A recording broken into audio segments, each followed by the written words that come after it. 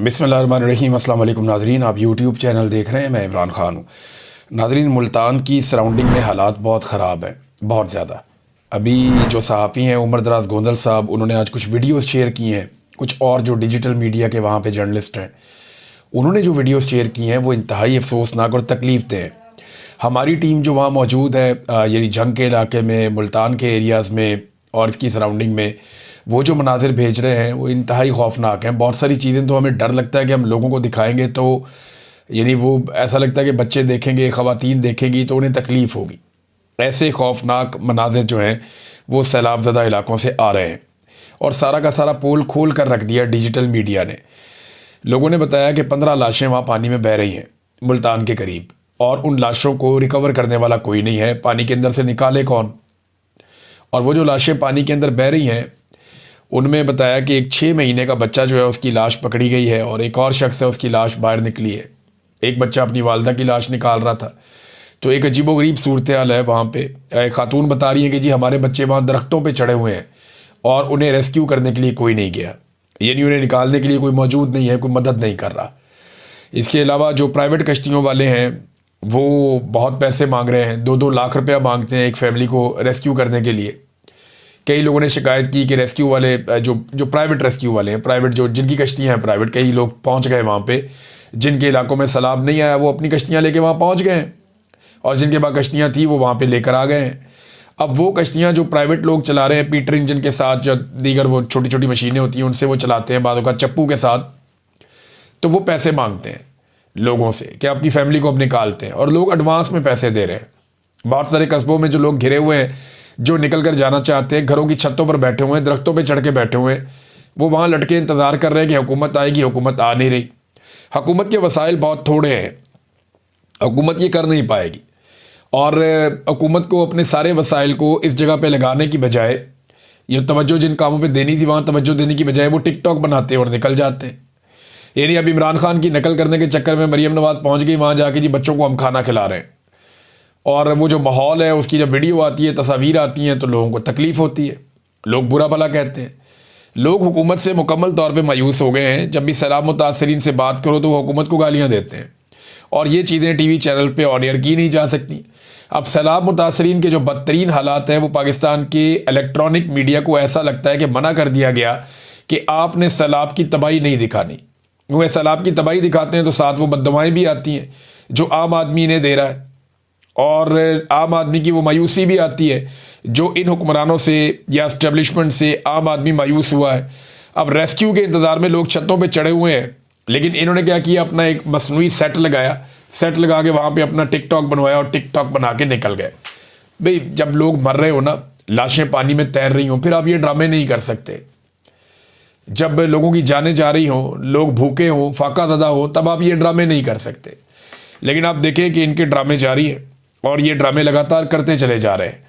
ये सारे के सारा जो है ना, एक ऐसा टोला लाकर मुसल्लत किया पाकिस्तान की मिलिट्री एस्टेब्लिशमेंट ने, जिन्हें अवाम का एहसास ही नहीं है, और ये करप्शन के अलावा कोई और काम करना जानते भी नहीं है। झूठ, करप्शन, बेईमानी, फ्रॉड, ये यही काम करते हैं। पाकिस्तान के ज़्यादातर सियासतदान यही करते हैं, क्योंकि अच्छे लोग सियासत में आए ही नहीं, और जो लोग आए उन्हें चलने नहीं दिया गया, चाहे वो किसी भी पॉलिटिकल पार्टी में आए हो। इनकी पॉलिटिकल पार्टी में भी अच्छे लोग हैं, लेकिन आप देखें वो पीछे रह जाते हैं। जो जितना बेईमान होगा, करप्ट होगा, वो आगे आ जाएगा। अभी आप ये देखें ना कि ये शाहराह भुट्टो है, मलीर एक्सप्रेस वे, इसको जनाब 54 अरब रुपए का ये मनसूबा है। हलीम आदिल शेख साहब बता रहे थे 54 अरब रुपए का मनसूबा है, और इसका पूरा एक हिस्सा एक बारिश में ही बह गया। ये अभी हाल ही में बिलावल से इफ्तिताह करवाया है इन्होंने। बड़े इश्तिहारात लगाए, करोड़ों रुपया लगा दिया अखबारों पर इधर उधर कि जनाब हमने कमाल कर दिया। अरबों रुपए की तो ये अपनी मशहूरी करते हैं हर महीने कि ना बड़ा कमाल कर दिया, बड़ी ज़बरदस्त हाईवे बनाई है हमने। वो बह गई हाईवे पहली बारिश में। ये हालात हैं कराची के। कराची के कई इलाकों में जो है वो पानी खड़ा है और उसकी वजह से लोगों का नुकसान हो रहा है। कई दफ़ा हमने देखा कराची में गाड़ियाँ पानी पर तैर रही हैं, कई मरतबा हमने देखा मोटरसाइकिलें लोगों की डूब गई हैं, कई मरतबा हमने देखा कि लोग अपने घरों से पानी निकाल रहे हैं। लेकिन ये इतने मुतमईन है, इतने मुतमईन है, ऐसा लगता है कि जैसे कुछ हुआ ही नहीं। आम आदमी का नुकसान हो, इन्हें फिक्र ही नहीं होती, इन्हें परवाह ही नहीं होती कि आम आदमी का नुकसान हो गया। अब मरीम नवाज ने गुजरात का दौरा किया, वहाँ पे इंतज़ामिया ने चूना लगाया मरीम नवाज को और मरीम नवाज ने चूना लगाया आवाम को। जबकि हकीकत ये है कि अभी भी गुजरात के कुछ इलाकों से पानी नहीं निकल सका। ये अभी लोग सोशल मीडिया पे डाल रहे हैं कि जनाब 8 दिन हो गए हैं गुजरात में बारिश को रुके हुए, 8 दिन हो गए। 8 दिन पहले वहाँ बारिश हुई थी, वो 8 दिन से वहाँ जो पानी खड़ा है अभी भी कुछ इलाकों में अभी भी खड़ा है, और वो पानी हुकूमत निकालने में नाकाम है। मच्छर पैदा हो रहे हैं, बीमारियाँ पैदा हो रही हैं, गैस्ट्रो के केसेस हैं। तो ये हुकूमत एक नाअहली की पूरी एक दास्तान है, जिनके अंदर कैपेसिटी नहीं, इनकी पूरी तवज्जो अवाम को कुचलने पर रही है। क्यों देखिए, एक पॉलिटिकल पार्टी पूरी अवाम ही उसके साथ है ना। इन पाकिस्तानियों की बड़ी तादाद उस पॉलिटिकल पार्टी के साथ खड़ी होगी, तो इन्होंने पाकिस्तानियों से दुश्मनी कर ली। अब पाकिस्तानियों को खिदमत करने की बजाय पाकिस्तानियों को मारने के काम पे लग गए। उसी काम में इन्होंने अपने 3 साल 3.5 साल ज़ाया कर दिए, कोई तैयारी किसी चीज़ की नहीं की, अब नतीजा भुगत रहे हैं। गुजरात से 8 दिन बाद भी कई इलाकों से पानी अभी तक नहीं निकला है। और एक वार्निंग नाज़रीन मैं आपको दे रहा हूँ, हालात इतने ख़राब हैं कि हुकूमत के पास गंदम के ज़खायर बहुत कम रह गए हैं। जो पंजाब हुकूमत है उसने एक बड़ी गंदी पॉलिसी अपनाई और उन्होंने किसानों को रोल कर रख दिया। किसानों को मजबूर किया कि वो अपनी गंदम 2000 रुपये में बेच दें, तो बेचारे अपनी औने पौने गंदम बेच के किसानों ने नुकसान उठा लिया। अब जिन लोगों ने वो गंदम खरीदी उसके बाद माफिया तगड़ा हो गया, अब किल्लत पैदा हो गई गंदम की, और गंदम की कीमत जो है वो 4000 रुपये तक पहुंच गई है, यानी डबल कीमत हो गई गंदम की, और इससे भी अभी बढ़ती चली जाएगी। वजह यह है कि हुकूमत के पास जो गंदम का स्टॉक है वो नाकाफ़ी है। बहुत सारी गंदम जो है वो फ्लड्स की वजह से ज़ाया हो गई है। हुकूमत के कई सेंटर्स जहाँ पे उन्होंने गंदम रखी हुई थी वहाँ भी गंदम ज़ाया हो गई है। तो आटे का एक बड़ा शदीद बहरान पैदा होने जा रहा है गंदम की और आटे की। पाकिस्तान में अब किल्लत रहेगी आने वाले महीनों में, और पाकिस्तान को बाहर से गंदम इंपोर्ट करनी पड़ेगी। अगर आपने अभी गंदम इंपोर्ट ना की या बाहर से गंदम मंगाने का बंदोबस्त ना किया तो पाकिस्तान जो है वो आटे की किल्लत से दो चार होगा। देखिए, बचने के लिए कर क्या रहे हैं कि खैबर पख्तूनख्वा में जो आटा जाता है उसकी सप्लाई बंद कर दी गई है। दीगर कई इलाकों में जो आटा जाता है उसकी सप्लाई रोक रहे हैं पंजाब हुकूमत के लोग, और ये शिकवा खैबर पख्तूनख्वा के जो अरकान असम्बली हैं वो कर रहे हैं कि हमारे साथ ये ज्यादती शुरू हो चुकी है और यहाँ किल्लत पैदा की जा रही है। तो जब ये किल्लत पैदा की जाएगी, माफिया इसमें इन्वॉल्व होगा और फिर ये ज़्यादा पैसे कमाएंगे, ये अपने पैसे को 3 गुना 4 गुना करेंगे। और ये सारी हुकूमत इसके अंदर मुलव्वस है। अगर मुलव्वस ना होती तो गवर्नेंस के जरिए से इन चीज़ों पे कंट्रोल किया जा सकता था, लेकिन इन्होंने जानबूझकर चीनी का और आटे का बार बार बहरान पैदा किया ताकि सैकड़ों अरब जो है वो चला जाए इनकी जेबों में। और यही गेम अब ये दोबारा खेल रहे हैं। अब देखें ना, पाकिस्तानी किसान को फ़ायदा नहीं दिया, उसको मजबूर किया कि ओने पोने अपनी गंदम बेचे। अब ये जाएंगे आलमी मार्केट में, वहाँ से गंदम खरीदेंगे, जो बाहर दुनिया के किसान हैं उन्हें फ़ायदा देंगे, दूसरे मुल्कों को फ़ायदा देंगे, अपने अरबों डॉलर खर्च करेंगे, लेकिन पाकिस्तानी किसान को फ़ायदा नहीं देंगे। यही गंदी हरकत इन्होंने पहले भी की थी और यही गंदी और घटिया हरकत ये दोबारा करने जा रहे हैं। अब मैं जहाँ गंदम की और आटे की बात कर रहा हूँ, ये बात बिलावल से सहाफ़ी पूछना चाहते थे।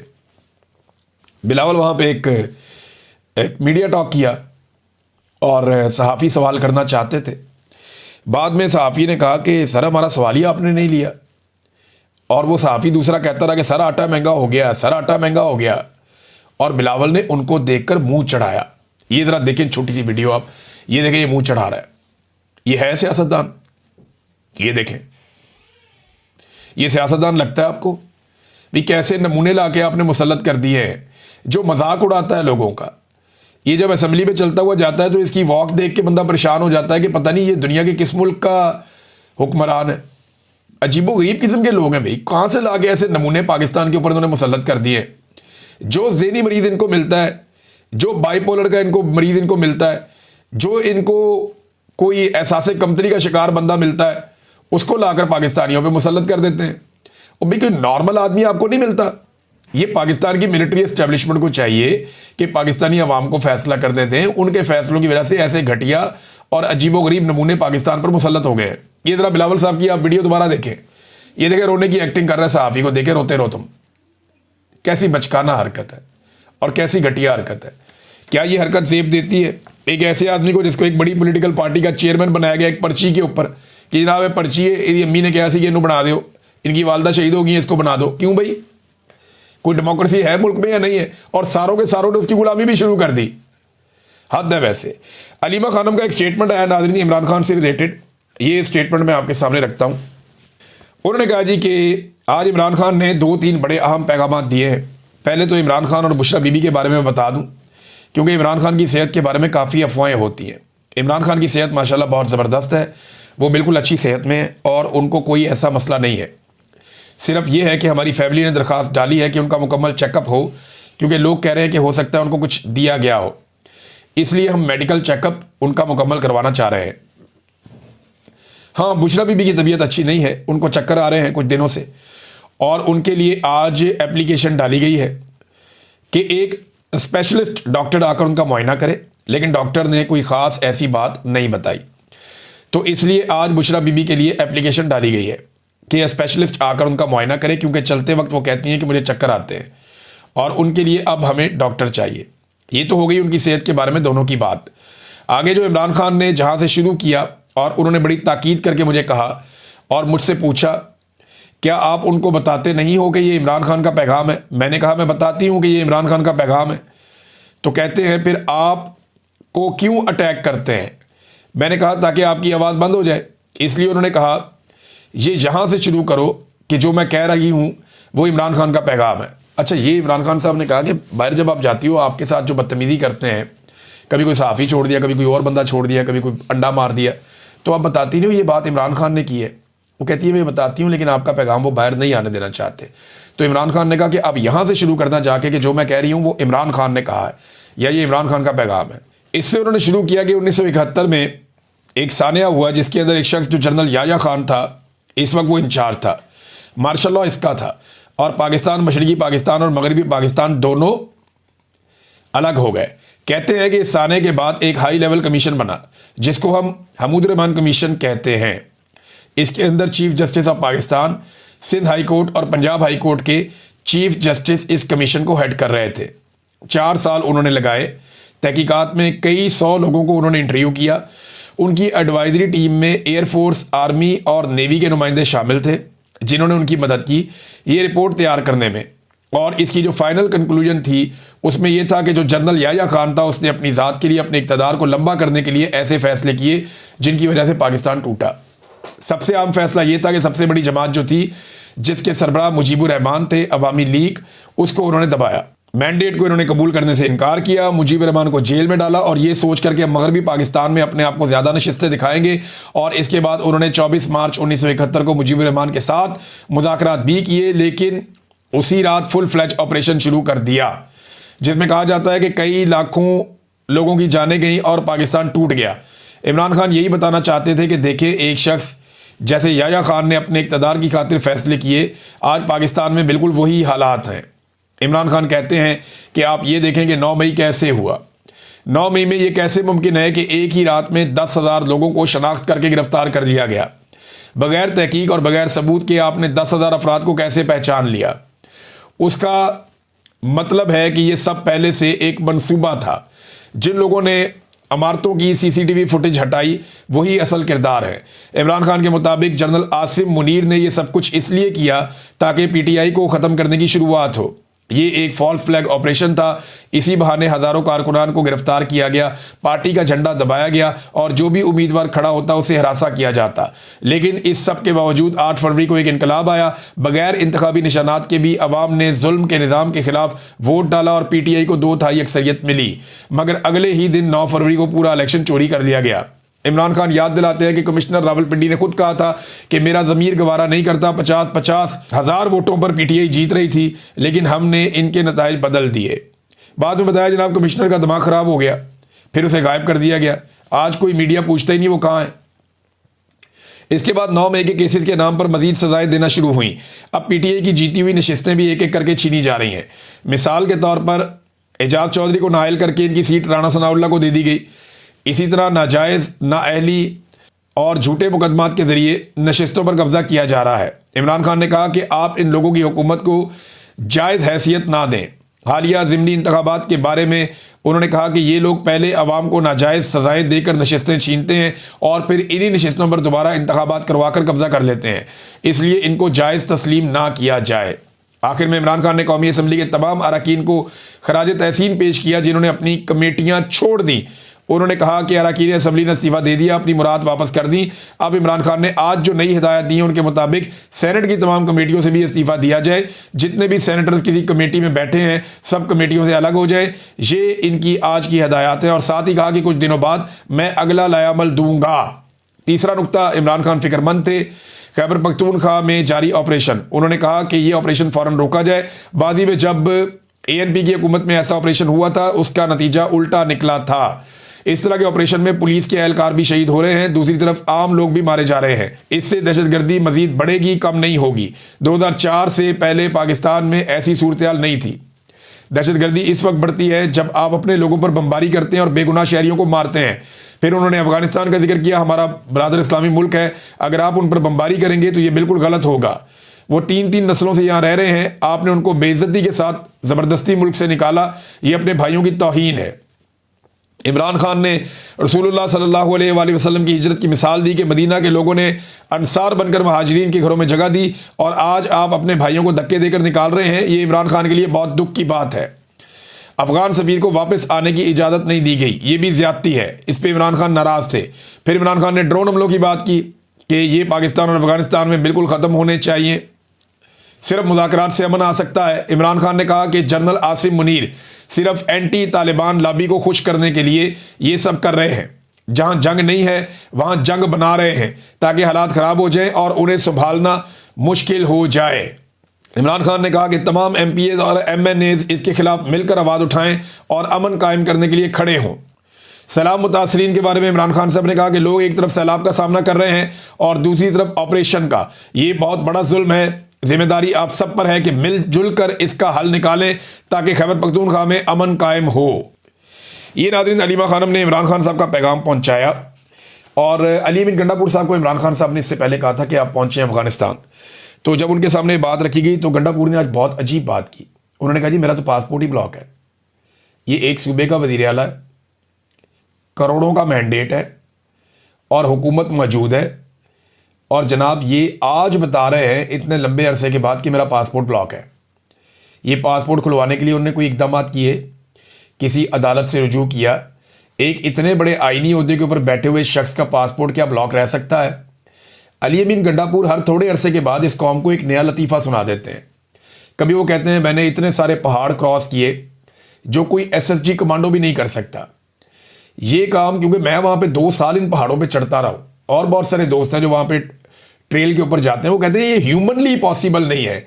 सुपर ह्यूमन बीइंग भी, सुपरमैन भी ये नहीं कर सकता जो अली अमीन गंडापुर ने कर दिया।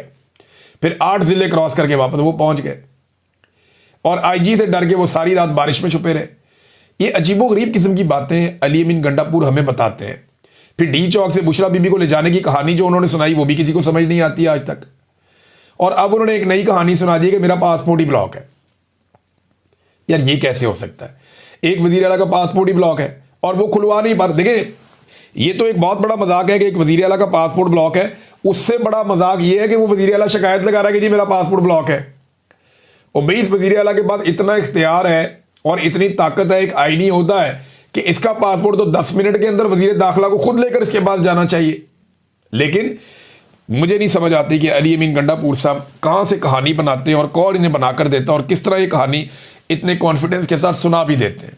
हैरत होती है मुझे। नाज़रीन 2 खबरें और देता हूँ। एक तो सेनेट की कायमा कमेटी बराए इत्तलात व नशरियात ने अडियाला के बाहर जो सहाफ़ी पे एक तशद्दुद का वाक़या हुआ उस सहाफ़ी को तलब कर लिया है। लेकिन याद रखें कि इस सहाफ़ी ने सियासी क़यादतों के लिए इमरान खान, बुशरा बीबी, इमरान खान की बहनों के लिए खंजीर का, भगोड़े का, भगोड़ी का, इस तरह के अल्फाज बहुत इस्तेमाल किए हुए, बड़ी घटिया ज़बान इस्तेमाल की हुई है। एक ऐसी सियासी जमात जिसके करोड़ों कारकुन हैं, उनके लीडर्स को आप गालियां देंगे तो फिर रिएक्शन आएगा। लेकिन ये नहीं होना चाहिए था। जो कुछ भी हुआ ये सारी एपिसोड ठीक नहीं है। ये कौन सी सहाफ़त है, समझ से बाहर है। मगर इसी दौरान जो है वो तशद्दुद की बिल्कुल हमायत नहीं की जा सकती। जहाँ पे आप घटिया और गंदी ज़ुबान और ज़ाती किसी के ऊपर ज़ाती नौइयत के हमलों की आप हमायत नहीं करते, वहीं पर आप तशद्दुद की हमायत बिल्कुल नहीं कर सकते। वो भी नहीं होना चाहिए। दर्जनों सहाफ़ी जो है वो शहीद हो चुके हैं। उनमें से किसी मामले को सेनेट की कायमा कमेटी ने क्या उठाया, यानी बहुत सारे सहाफ़ी, अरशद शरीफ शहीद को शहीद किया गया। आरिफ हमीद भट्टी साहब हैं, साबिर शाकिर हैं, मुईद पीरज़ादा हैं, जमील फारूकी साहब हैं, समी इब्राहिम साहब हैं, सिद्दीक जान साहब हैं, हारून रशीद साहब हैं, औरिया मकबूल जान साहब हैं। मैं आपके सामने बैठा हूँ। ज़ुबैर अली खान साहब हैं, ज़हीम लगारी साहब हैं, शाकिर इवान साहब हैं, वजाहत सईद साहब हैं, समीना पाशा हैं, खालिद साहब हैं, हबीब अकरम साहब हैं, अकबर बाजवा हैं, अयाज अमीर हैं, मुतीउल्लाह जान हैं, अहमद फरहाद हैं, काशिफ अब्बासी हैं। मैं कितने नाम लूँ आपके सामने। ये सारे नौकरियों से निकाले गए, इन सबको नौकरियों से निकाला गया है। बहुत सारों को मुल्क से बाहर जाना पड़ गया है। लोग अभी कमर मेकन साहब हैं, वो भी पाकिस्तान छोड़कर बाहर चले गए हैं। बहुत सारे, अगर मैं आपको रिपोर्टर्स के नाम बताऊं ना तो आप गिन गिन के थक जाएंगे। जिन्होंने कंप्रोमाइज नहीं किया उन सबकी नौकरियों से इनको फारिग कर दिया गया। एडिटर्स को फारिग कर दिया गया। एंकर्स तो आपको नजर आते हैं ना, बाकी लोग आपको नजर ही नहीं आते। बेतहाशा जुल्म किया गया, लेकिन कभी कायमा कमेटी ने बुलाया, पूछा? कभी नहीं बुलाया। मैं और शहीद अरशद शरीफ इस कायमा कमेटी में गए थे। हमने जाकर सारे हकायक रखे थे, टके की इनकी औकात नहीं है, कुछ नहीं कर सके थे। उसके बाद साबिर शाकिर भाई ने बाहर से बैठ के इस कायमा कमेटी को सारा कुछ बताया, बार बार इनको लेटर लिखे, हर चीज इनको भेजी हमने। टके का इनकी औकात नहीं है, इन्होंने कोई काम नहीं किया था, ना ये अब कर पाएंगे। जिनकी औकात है वो ओहदों पे बैठते जा रहे हैं। देखिए एक और खबर आई है, ये एक और मेजर जनरल है, इनको नौकरी मिल गई है। बहुत बहुत मुबारक हो, बहुत बहुत मुबारक हो। जैसे लॉटरी लगती है किसी की, वैसे ही इन जर्नलों को नौकरियां मिलती हैं सिविल इदारों के अंदर। मेजर जनरल अबू बकर शहबाज एडिशनल सेक्रेटरी वजारत दफाई पैदावार तैनात हो गए। मेजर जनरल अबू बकर शहबाज को 3 साल के लिए डेपुटेशन पर तैनात किया गया है। नोटिफिकेशन जारी कर दिया गया। वजारत दाखिला के बाद हाजिर सर्विस मेजर जनरल अबू बकर शहबाज वजारत दिफाई पैदावार में भी तैनात। देखें कैसा ज़बरदस्त मामला चल रहा है, एक के बाद एक ओहदे इन्हें मिल रहे हैं। मौज लगी हुई है, इंजॉयमेंट चल रही है इनकी। एक चीज़ और भी है कि कतर के ऊपर जो अटैक किया ना इसराइल ने, उस पर जो अमेरिकन स्टेटमेंट है वो बड़ा इंटरेस्टिंग है। बाद में फिर बात करते हैं, वक्त बहुत ज़्यादा हो गया अब तक के लिए इतना ही। अपना ख्याल रखिएगा, अपने इस चैनल का भी।